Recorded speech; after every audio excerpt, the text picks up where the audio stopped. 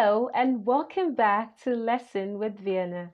It's been a while we had an educational video on the channel, so today I decided to bring to us something interesting and spicy for us to learn from.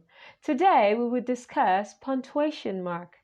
You'd agree with me that this is a very vital part of English language, especially written English. This is because when you fail to punctuate your sentence correctly, you get misunderstood by your readers. Let's take an example. Stop, man at work, and stop, man at work.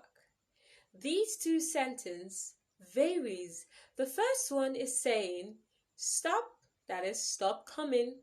There are men at work. The other one is saying go stop those men at work. So this is why I said punctuation is very vital for written English.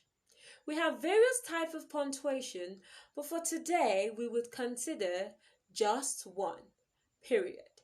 This is going to be a series on the channel, so please do look out for the other types of punctuation when they come. So we are discussing period. We have 3 rules for the use of period. The first one is you use period to end a sentence. Period, otherwise known as full stop. We use it to end a sentence. For example, you're saying, you look beautiful today. After today comes a period to show that that sentence is done with. Rule number 2. If a word ends with a period, there will be no need for another period when you want to start a sentence. Let's say, for example, I know that MD. After MD, normally when you write MD, there should be a period after the D. Now, after that period, you do not need another period to start she is my friend.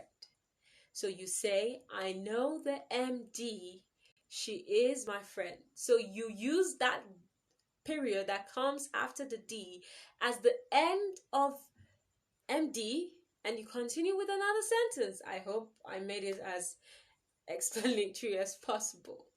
Rule number 3. You use period after an indirect question. An example would be, he asked where his suitcase was. He asked where his suitcase was. It would be wrong to use a question mark after the was. You use period to end an indirect question.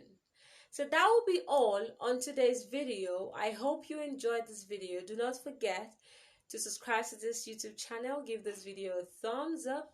Tell us in the comment section what punctuation mark you would want us to discuss in the next episode of this video.